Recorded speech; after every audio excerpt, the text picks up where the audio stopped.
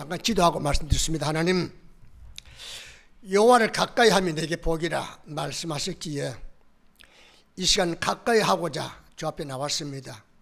말씀드릴 때 귀를 열어주시고 눈을 열어주시고 마음을 열어주셔서 주님을 가까이 대면하게 만드시고 하나님의 성령에 이끌림 받은 그런 삶을 살아갈 수 있는 저들로 만들어 주옵소서. 특별히 오늘은 사도 바울이 내가 복음을 부끄러워하지 않는다 그렇게 말씀하시는데 그 이유를 알고 우리도 복음을 부끄러워하지 않고 자랑스럽게 여기면서 복음을 전해 수많은 사람들의 영혼을 구원하고 슬픔과 절망에 빠진 사람들의 기쁨과 소망을 안겨주는 그런 저들 꼭 될 수 있도록 은혜 베풀어 주옵소서. 부족한 종이 목이 잠겨 있습니다. 하나님, 성들을 꼭 지켜서 은혜롭게 말씀 전할 수 있도록 복을 나눠 주옵소서. 예수님 이름으로 기도합니다. 아멘. 14절에 보면은 이런 말씀 있죠. 헬라인이나 야만인이나 지혜 있는 자나 어리석은 자에게 다 내가 빚진 자라. 내가 빚진 자라 그랬습니다. 누구에게?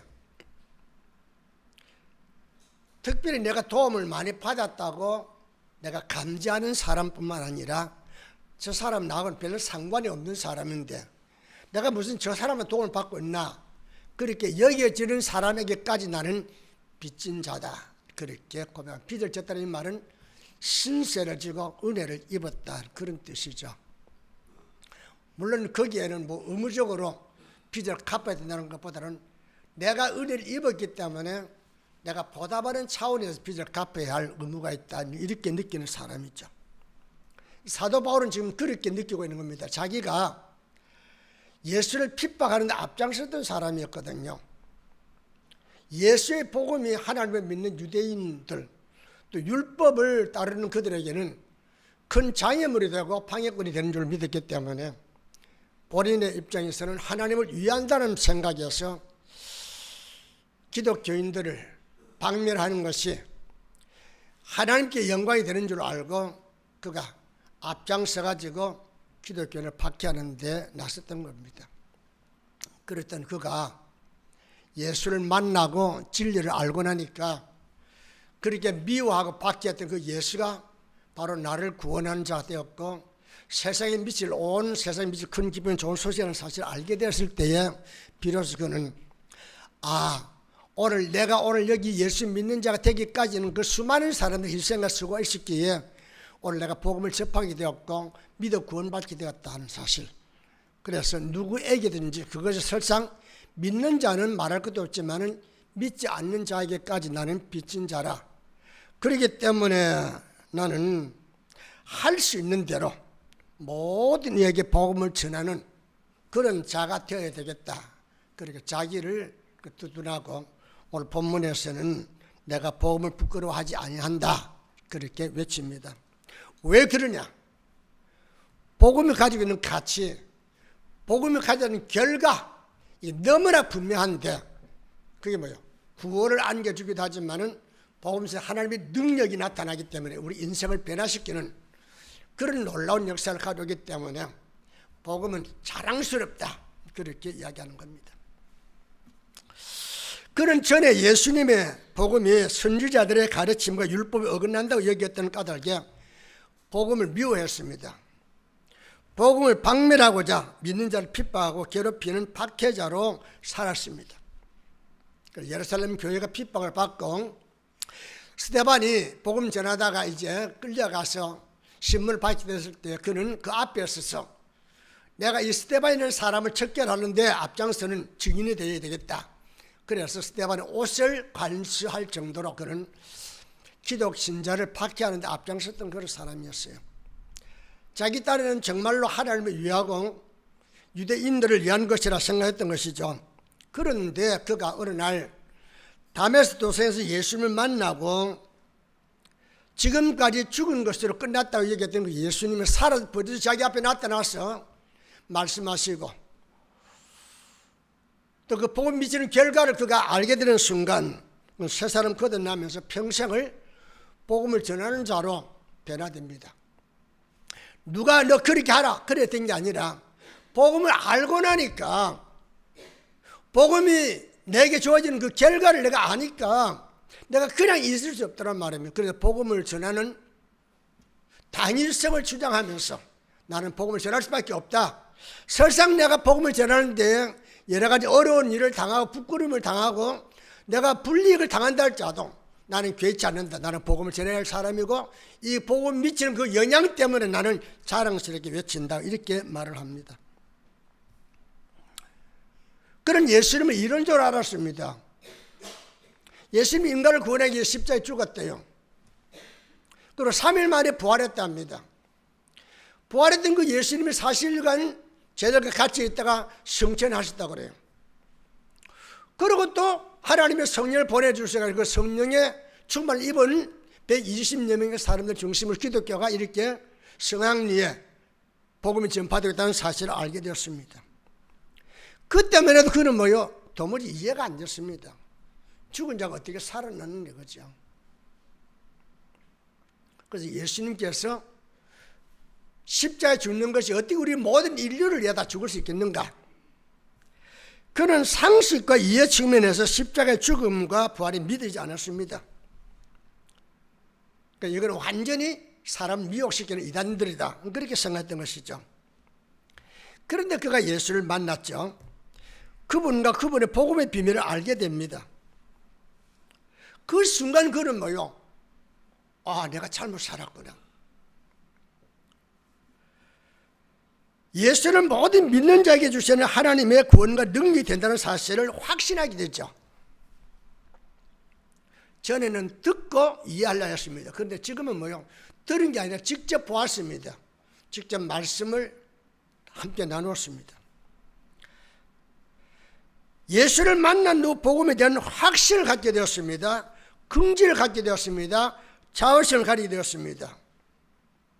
그러니까 복음을 전할 수밖에 없었던 것이고 복음을 전하는 그 입장에서는 나는 결코 복음을 부끄러워하지 않는다는 이유를 설명하고 있습니다. 오늘 저는 여러분에게 이 사실을 이야기하면서 예수 믿는 우리 좀 당당했으면 좋겠다는 생각 같습니다. 내가 예수를 전할 때 핍박받습니다. 조롱받습니다. 멸시받습니다. 손가락질 당합니다. 나뿐만 아니라 누군가가 복음 전하다가 그 어려움을 당할 때마다 좀 적당하게 믿지 꼭 그렇게 믿어야겠는가 이런 생각도 같습니다. 심지어 열차간에서 혹은 버스 안에서 전도하는 사람 볼 때마다 꼭 그렇게 해야 되느냐 이런 생각도 같습니다. 그러나 복음의 비밀을 아는 사람, 복음이 가져다 주는 그 결과를 아는 사람, 그게 실제적으로 내 삶 속에 이루어진다는 사실 체험한 사람 아무리 사람을 손가락질해도 거기에 개의치 않고 복음을 전합니다. 왜냐? 복음의 가치, 복음이 가진 그 결과를 알기 때문이죠. 오늘 저는 여러분에게 이 사실을 이야기하렵니다. 왜 우리가 복음을 전하는데 부끄러워하지 않고 자랑스러워하게 되느냐? 복음은 살 길을 제시하는 기쁜 소식이기 때문입니다. 어떤 소식이라고요? 기쁜 소식입니다. 일반적으로 세상에서 전해지는 소식은 상대적이죠. 어느 한쪽이 좋으면 어느 한쪽은 반드시 안 좋은 소식일 수 있습니다. 그런데 예수 그리스도가 이 땅에 오셨다는 소식, 예수 그리스도를 통해서 구원받는다 이 소식은 모든 사람에 미치는 큰 기쁨의 좋은 소식이라는 것입니다.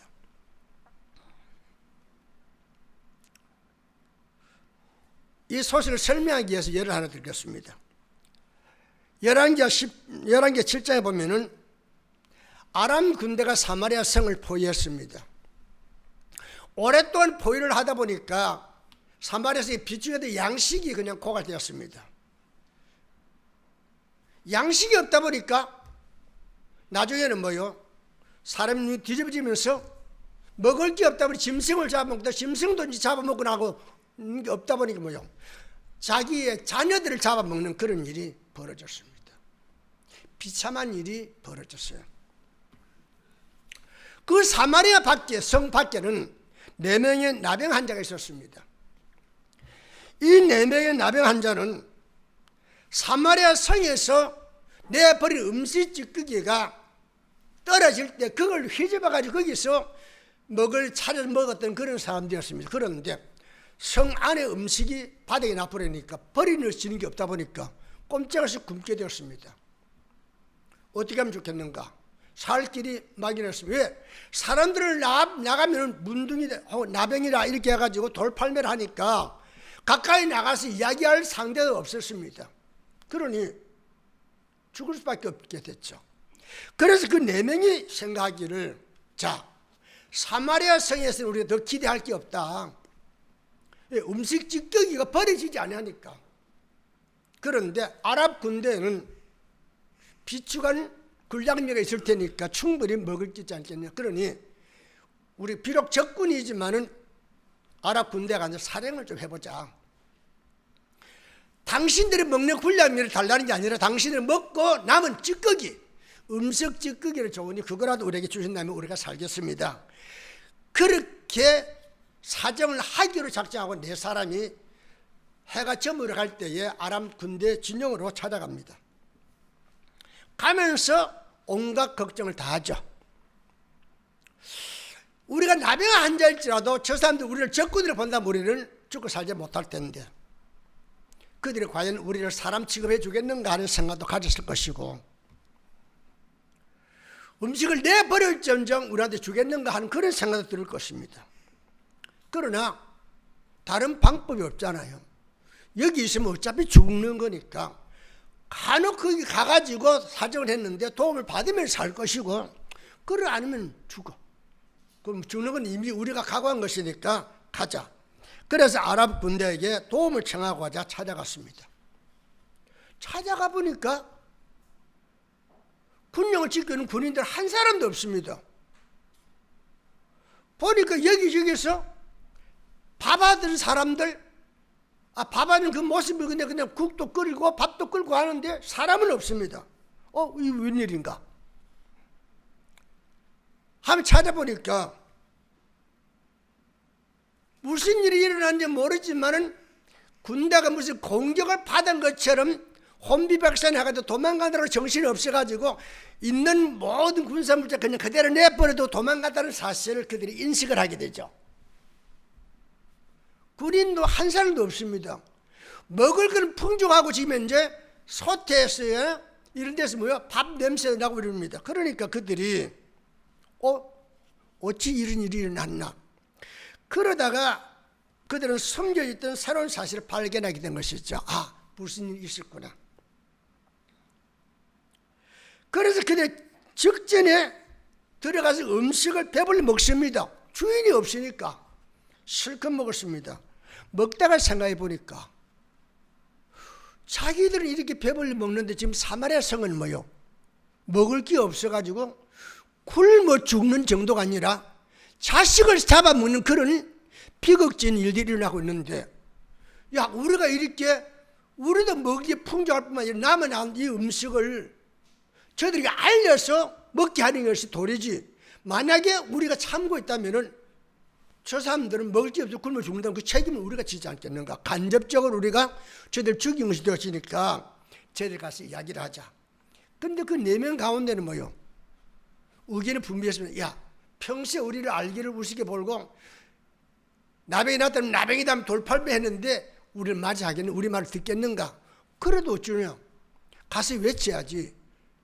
저들을 살릴 수 있는 길은 거기밖에 없는데. 그래서 그들이 가서 외칩니다. 지금 사마리아 성에는 뭐요? 먹을 게 전혀 없습니다. 짐승들도 없다니까요. 그래서 이 4명이 가가지고 외칩니다. 여러분, 살 길이 있습니다. 다시 이상 더 굶을 필요가 없습니다. 먹을 게 풍족합니다. 그렇게 외칩니다. 그런데 사마리아 성 사람들이 믿겠어요? 그 말을? 멀쩡한 사람도 아니고 나병 환자들 와서 이야기하는 것을? 일단 그들이 의심을 합니다. 아랍 군인들이 속임수로 우리를 불러내가지고 이 사마리아 성을 함락시키려 하는가 보다. 그렇게 생각하니까 성문을 더 굳게 닫고 아예 문밖 출입을 하지 않습니다. 이 사람들 답답했습니다. 아니, 살 길이 있는데, 우리가 먹고 왔는데, 지금도 지금 소대는 좀 국이 끓고 있는데, 그러면 외칩니다.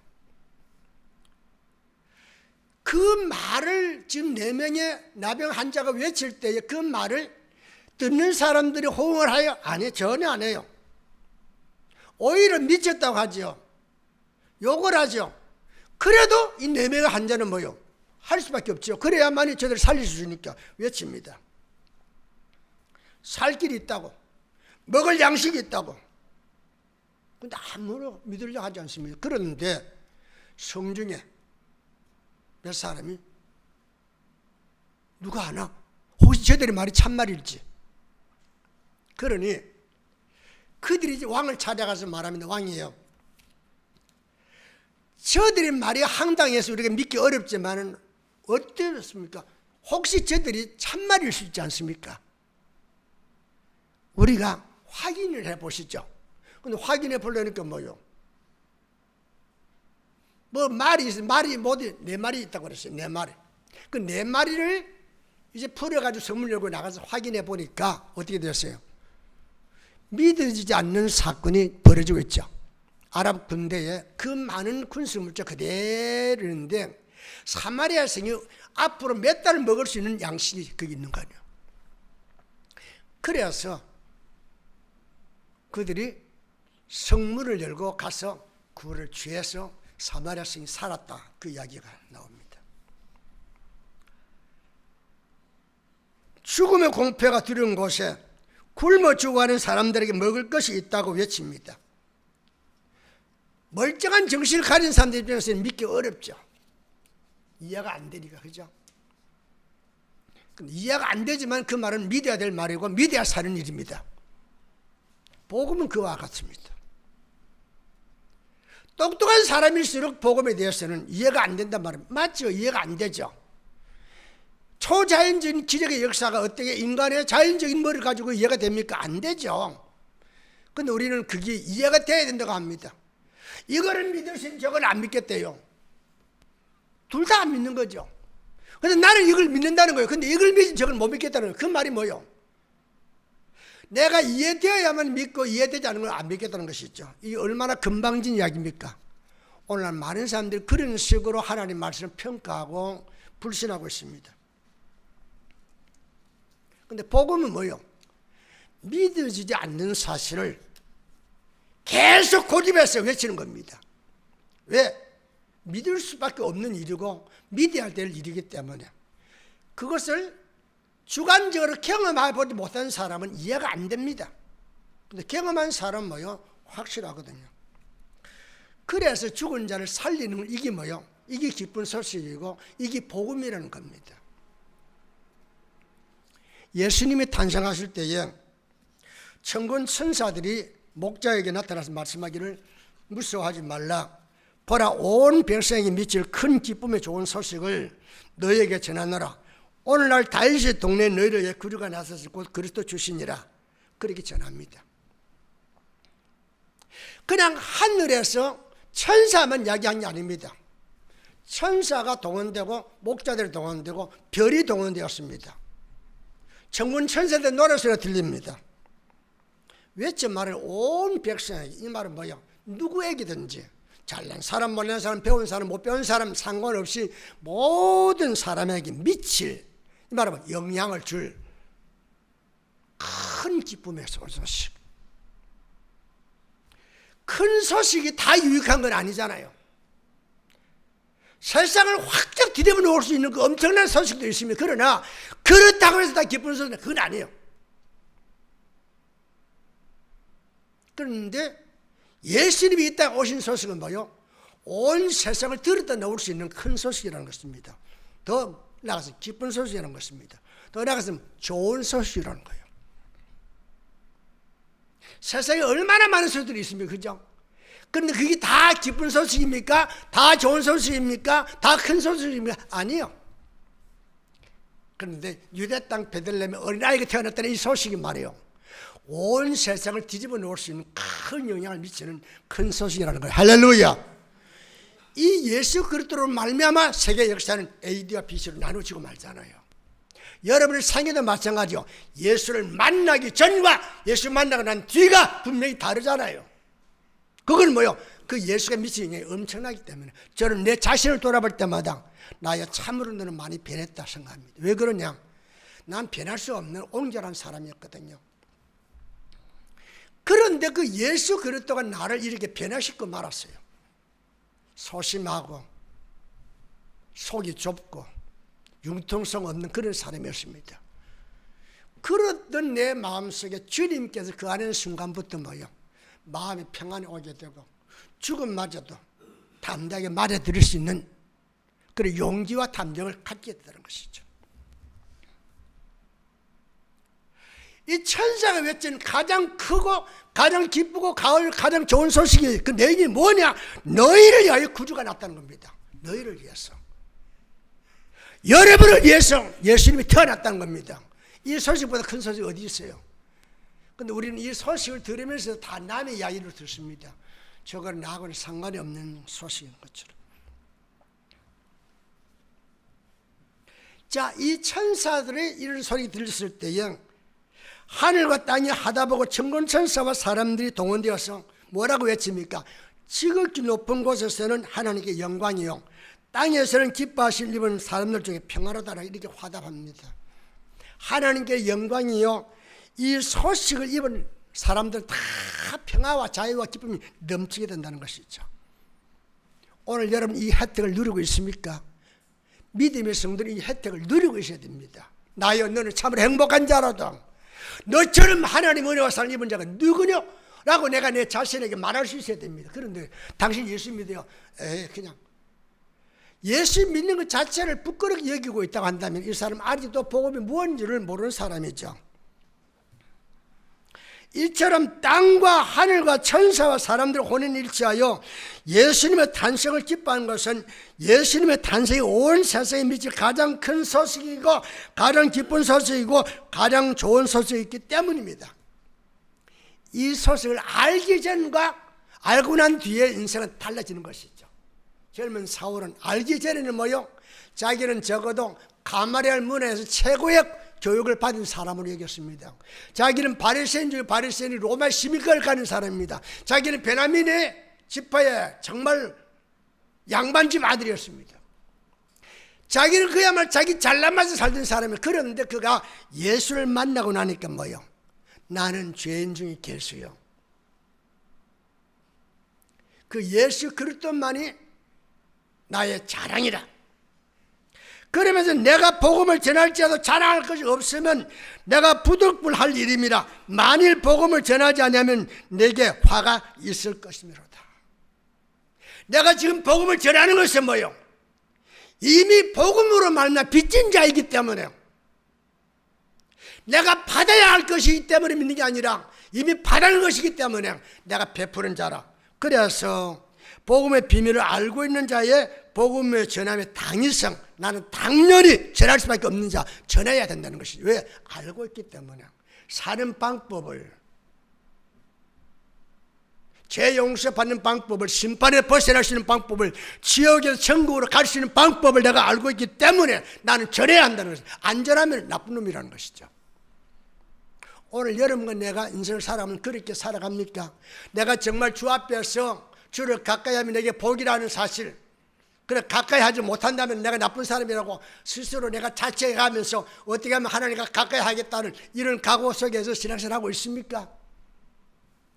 가능하면 편리하게 내 좋은 대로 신앙생활을 하나님의 뜻대로 가지 내 의지로 살아가려 하는 그런 사람들 우리 주변에 얼마나 많이 있습니까? 사랑하는 성도 여러분, 복음은 살 길을 제시하는 기쁜 소식입니다. 믿습니까? 그렇다면 여러분은 수시로 복음을 전하는 자가 되어야 됩니다. 그렇게 안 되는 것이 뭐예요? 아직도 복음의 비밀을 알지 못하는 사람이에요. 밭에 감춘 보화를 발견하지 못한 사람은 수없이 그 밭에 가도 그 밭의 가치를 모르고 함부로 대하는 겁니다. 그러나 밭의 가치를 아는 사람은 밭에 숨기는 그 보화 때문에 밭을 아끼는 거예요. 왜 교회를 사랑합니까? 왜 하나님 말씀을 좋아하고 사랑합니까? 그건 밭에 감춘 말씀 속에 담긴 비밀을 알기 때문에 그런 거죠. 여러분과 내가 그와 같은 자리에서 신앙생활이 이루어져야 됩니다. 두 번째는 뭐요? 복음은 구원을 알리는 유일한 소식이기 때문입니다. 구원하는 유일한 길이 복음을 듣는 길밖에 없단 말입니다. 우리는 뭘 내가 해야만 인정받아 구원을 얻는 줄 생각합니다. 아니요. 내가 뭘 해야 하는 게 아니라 이미 예수님께서 하신 것을 내가 받아들이는 거예요. 받아들이기 위해서는 뭐요? 먼저 듣는 게 필요한 거죠. 그래서 복음은 들으면서 오고, 들으면 그것도 말씀으로 말미암아 온다. 그래서 복음을 전하는 자의 발이 아름답다고 말한 것이죠. 누가 복음 전하는 자를 함부로 대할 수 있겠는 말입니다. 저도 그랬어요. 신학교 다닐 때 차에서도 버스간에서도 전도했습니다. 그런데 차츰 이제 나이가 들고 목회하다 보니까 이제 안 했습니다만은, 간간히 가다 보면은 뭐요? 버스간에서 전도하고 지하철에서 전도하는 거 볼 때마다 그 방법은 고려해야 됩니다. 방법을 우리가 주의 깊게 살펴야 될 겁니다. 그러나 그가 가진 그 열정만은 우리가 부러워할 줄 알아야 됩니다. 그런데 우리는 손가락질 하는데, 아이고 저 인간 예수를 꼭 그렇게 믿어야 되느냐. 여러분, 방법은 우리가 고쳐야 할 부분이 참 많이 있습니다. 전도 방법은. 그러나 전도에 대한 열정만은 우리가 가지고 있어야 됩니다. 그런데 우리는 그 열정을 가질 생각하지 않고 방법만 먼저 해요. 그랬기 때문에 나는 전도 안 한다는 거예요. 그게 말이 됩니까? 죽어가는 사람은 어떻게든 건져야 될 거 아니에요. 건지기 위해서는 뭐예요? 물론 좋은 방법을 취해야 되겠지만 가능하면 행동을 옮겨야 될 거 아니에요. 무슨 방법이든지. 그런데 할 생각하지 않고 앉아서 방법론만 가지고 우리가 비판하고 있다고 한다면 이것은 우리가 진리를 잘못 알고 있다는 것이죠. 복음은 인생을 살리며 치료하며 변화시키는 소식입니다. 나아가 이런 자를 찾는 복된 소식입니다. 아담이 선악과를 따 먹음으로 전 인류에게 불행이 찾아왔습니다. 먹지 말라는 선악과를 먹음으로 에덴에 쫓겨나 죄의 심판을 받게 된 아담과 그의 후손들에게 복음은 심판을 면하고 구원을 안겨주는 소식이기 때문에 온 세상에 미칠 가장 귀하고 가장 크고 가장 좋은 소식이라. 여기에 사도 바울이 매료된 겁니다. 그래서 그는 복음을 전하기로 작정하고 나가는 거예요. 그 길이 평탄하냐 그 생각하지 않는 거예요. 혹은 그 길에 동조자가 있느냐 그것도 생각하지 않는 거예요. 문제는 뭐예요? 그냥 복음을 전하러 가는 거예요. 전 인류를 대표하는 아담의 선악과 문제는 아담 혼자만의 문제로 끝나지 않고 아담의 모든 후손에게 고통과 죽음을 증가시키는 결과를 가져왔기에 모든 인간은 인간의 의지와는 상관없이 심판과 죽음을 면할 수 없게 됐다는 것이죠. 때때로 사람들이 그렇게 말합니다. 아, 죄를 아담이 지었지 뭐 내가 지었습니까? 그럼 아담이 죽어야지 왜 내가 죽어야 됩니까? 그런데 여러분, 내가 부정하지 못하는 건 뭐예요? 죽음이 오잖아. 지금 죽음이 왔잖아. 피할 수 있습니까? 피하지 못해요. 어떻게 죽을지는 모르지만 한 번 죽은 것을 정한 것이 그 위에 심판이 있다고 말하지 않았어요? 피할 수 없습니다. 내가 죄를 안 지었다면 죄값을 내가 심판받지 말아야 되죠. 더구나 난 죽지 말아야 될 거 아니에요. 그죠? 근데 내가 죽습니다. 나는 모르지만 어느 순간 뭐요? 내가 죄에 오염되고 죄의 본능 안에 내가 살고 있다는 사실이 입증되거나 마찬가지잖아요. 이것은 인간의 노력으로 해결되지 않는다는 것이죠. 이러한 인간 구원을 고심하던 하나님은 인간에게서 해답을 전혀 찾을 수 없게 되자 당신의 속성 가운데 공의와 사랑을 만족시키는 길을 찾아서 당신의 아들을 이 땅에 보낸 것이죠. 길이 하나님이 인간의 몸을 입고 이 땅에 와서 하나님과 인간 사이를 이어지는 가교역과 그것밖에 길이 없다란 말입니다. 그래서 하나님 당신의 아들을 세상의 모든 죄를 짊어지고 대속의 길을 가게 하였고, 예수님은 하나님의 뜻에 순복해서 십자가 위에 죽으시면서 내가 다 이루었다 하고 숨을 거뒀단 말이에요. 내가 다 이루었다.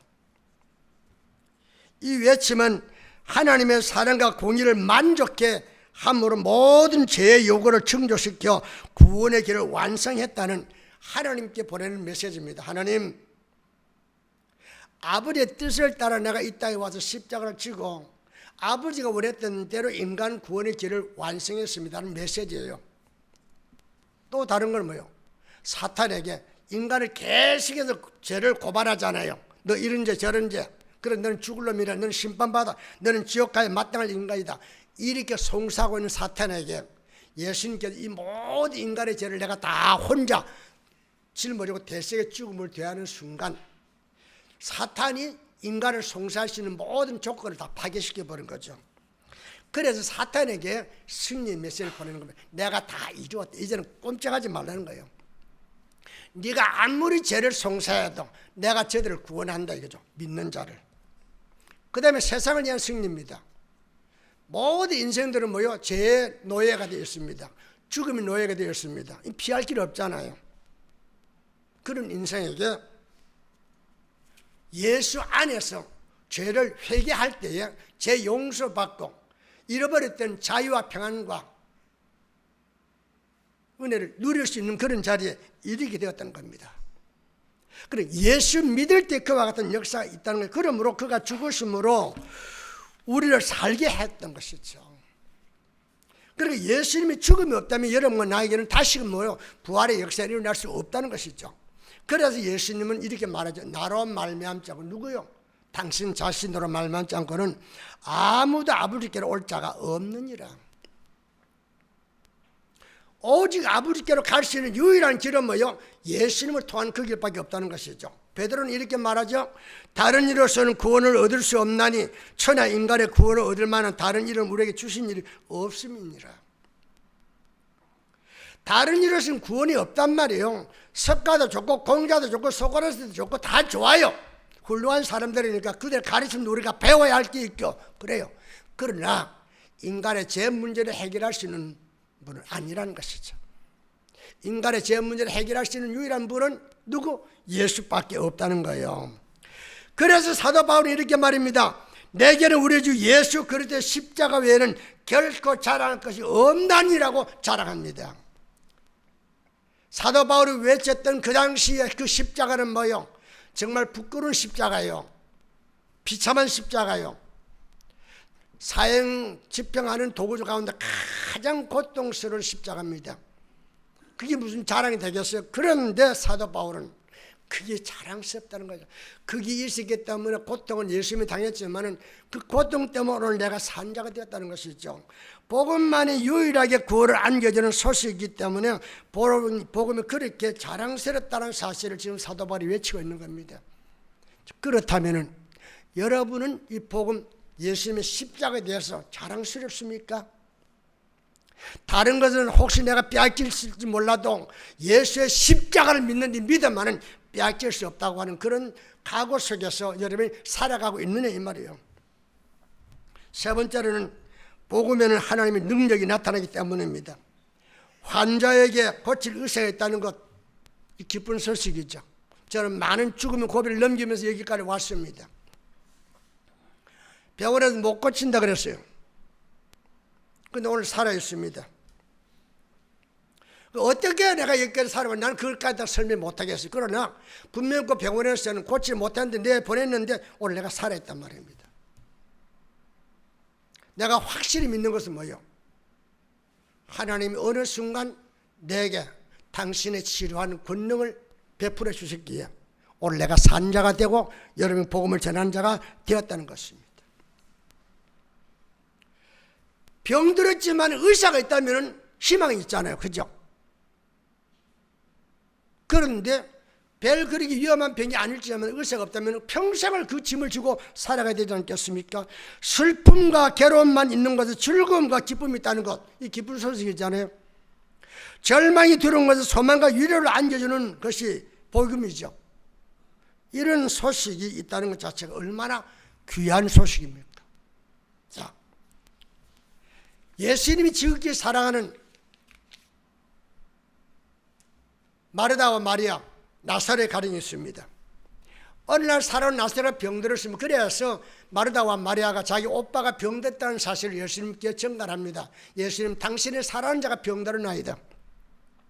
적어도 그런 소식을 전달하면 예수님께서 달려와가지고 고칠 줄 알았습니다. 그런데 예수님께서 오지 않았습니다. 기다리다가 나사렛가 죽었습니다. 죽어서 장사 지냈습니다. 사흘이 되었을 때 예수님이 나타났습니다. 그러니까 지금까지 슬펐지만 예수님이 나타나니까 예수님 보는 건 더 서러워서 울었습니다. 울고 있는 마리아에게 예수님께서 말씀하기를 무덤가로 가자 그럽니다. 지금 무덤이 누가 있습니까? 나사로가 지금 썩은 시체가 되어 누워 있습니다.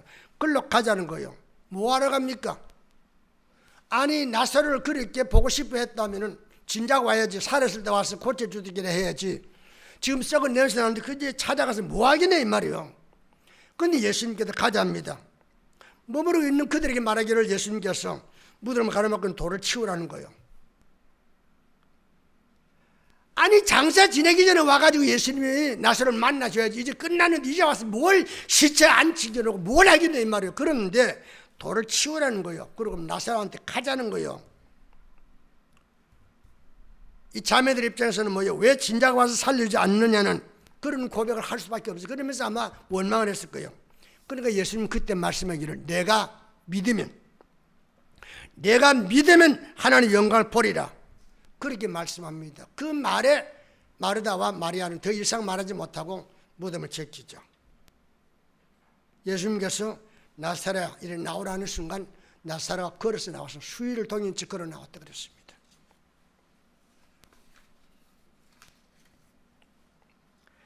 예수는 불행을 겪고 있는 수많은 사람들을 향해 당신을 믿을 때에 하나님의 영광을 볼 것이라고 약속했습니다. 그 사실을 믿는 자들은 말로 표현할 수 없는 기적과 능력을 체험했습니다. 그것이 히브리 11장에 나오는 우리 믿음의 선배들의 내용들입니다. 그렇게 그들이 그렇게 경험을 했다면 여러분과 나도 그런 경험을 할 수 있잖아요. 당연히 해야 됩니다. 그런 경험을 한 사람 뭐요? 설명이 되든 안 되든 그 사람 믿든 안 믿든 나는 뭐요? 예수밖에 없다고 자랑스럽게 얘기할 수밖에 없는 거죠. 사울은 젊은 사람이 다메섹으로 가고 있다가 호련히 하늘로부터 강한 빛이 그에게 비추어지면서 사울아 사울아 내가 어찌하여 나를 핍박하느냐고 이 음성이 들립니다. 사울이라 자기 이름을 부릅니다. 두 번이나 부릅니다. 그러면서 하는 말씀이 책망하듯이 합니다. 네가 어찌하여 나를 핍박하느냐. 그러니까 그가 대답하기를 주여 니시니까 도대체 누군데 내 이름 부르고 나를 책망합니까? 하니까 말하기를 나는 내가 핍박하는 예수라. 아니 지금 이 사울은 젊은 사람은 한 번도 예수님을 핍박해 본 일 없어요. 예수님을 만나보지 못했으니까 지금까지. 다만 예수 믿는 자를 핍박했을 뿐이죠. 그런데 예수님께서 말씀하기를 네가 나를 핍박, 예수 믿는 작은 소자 그게 곧 내가 너를 방문하게 된 배경이라는 것이죠. 네가 나를 핍박했다는 거예요. 나는 내가 핍박한 예수라 하는 음성을 듣습니다. 그러면서 내가 어찌하여 나를 핍박하느냐 하고 책망하고 부르십니다. 그 순간 그를 가로막고 있던 비늘 같은 것이 벗겨지기 시작합니다. 그리고 예수를 만나게 되죠. 그러면 그가 변화됩니다. 누가 그에게 말하기를 이제부터 내가 복음 전하는 자가 되라. 노예로부터 파송받고 이렇게 그가 전도자 된 게 아닙니다. 스스로가 예수를 만나고 나니까 그 예수의 영이 자기를 사로잡는 순간 그는 복음을 전하기 위해서 나서게 됩니다. 사람마다 다릅니다만 어떤 사람은 저 인간은 절대로 변하지 않아요. 아무리 예수 믿어도 안 변합니다. 그렇게 말합니다. 아니요. 변할 수 있습니다. 하나님의 성령이 그의 마음을 사로잡고 그의 중심세계에서 그를 지배할 때에 어둠의 권세는 물러가는 겁니다. 할렐루야.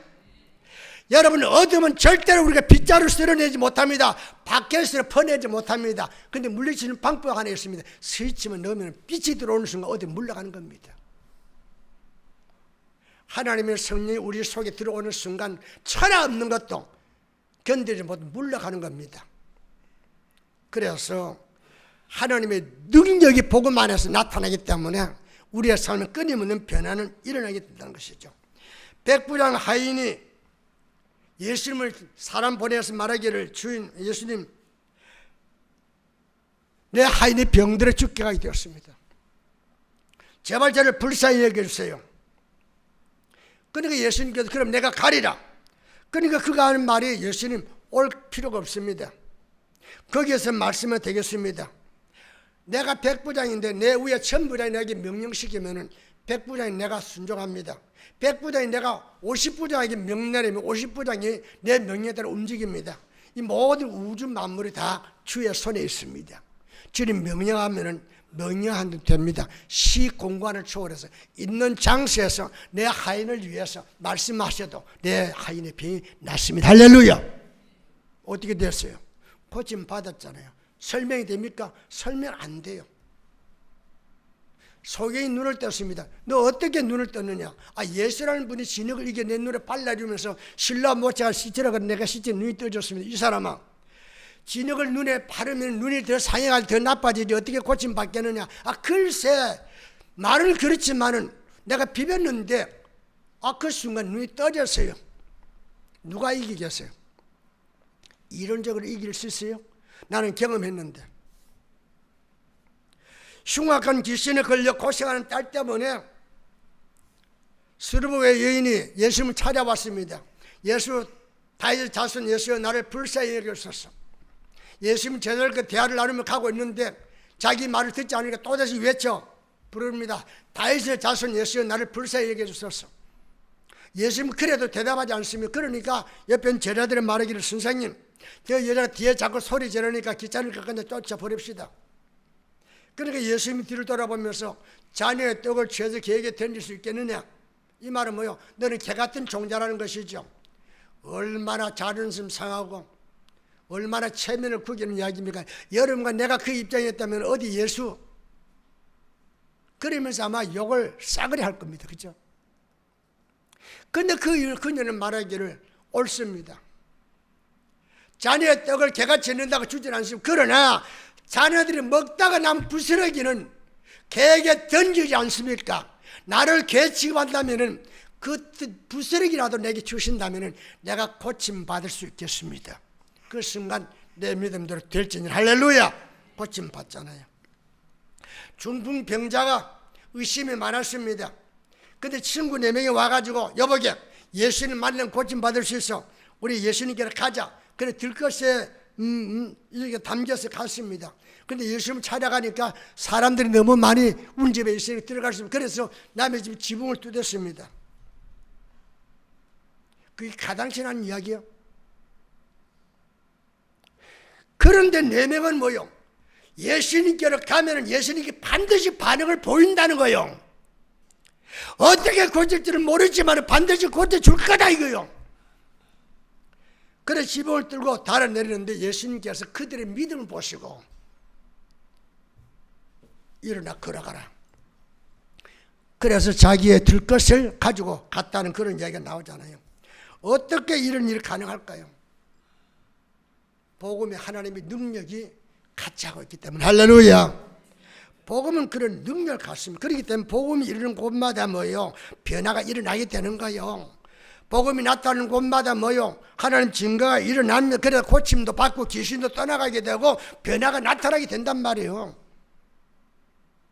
근데 여러분과 내가 이걸 안 믿어요. 그저 절에 가서 불공 들여서 그래 열심히 빌고 그러면 뭐 잘 되는 점을 생각하지 우리의 삶 속에 하나님의 능력과 역사를 경험하지 못하는 그런 신앙생활이나 종교생활로 끝날 때가 얼마나 많이 있습니까?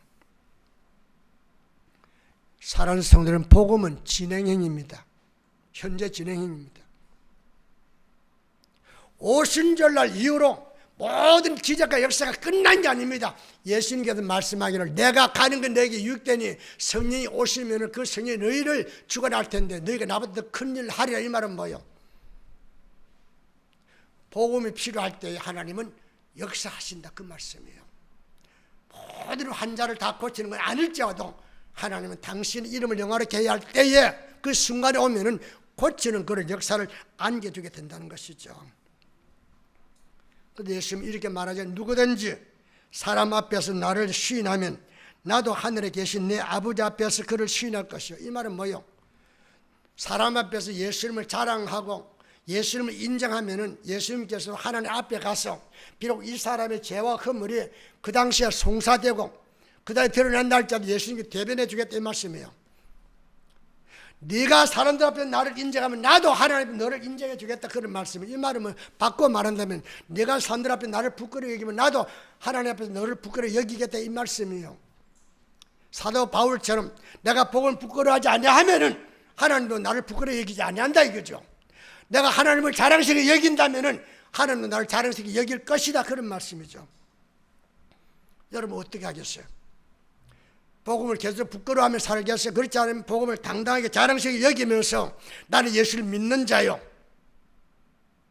예수 은혜 속에 살고 있다는 사실을 확신하며 살아가겠어요? 복음을 부끄러워하지 말라는 거예요.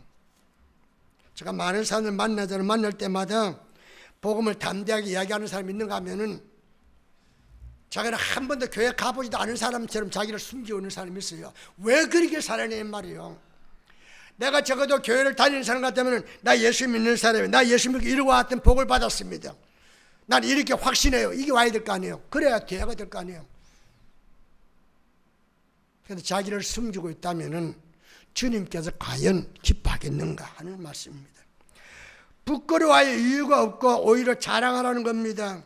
자부심과 긍지와 확신을 갖고 믿음 생활을 하고 주님과 복음을 잘하는 그런 성도가 되어야 한다, 그런 말씀이에요. 사랑하는 성도 여러분, 복음 부끄러워하지 맙시다. 어디 갔든지 나는 예수 믿는 자요, 예수 그리스도 나의 구주이세요, 그분만의 구원이요,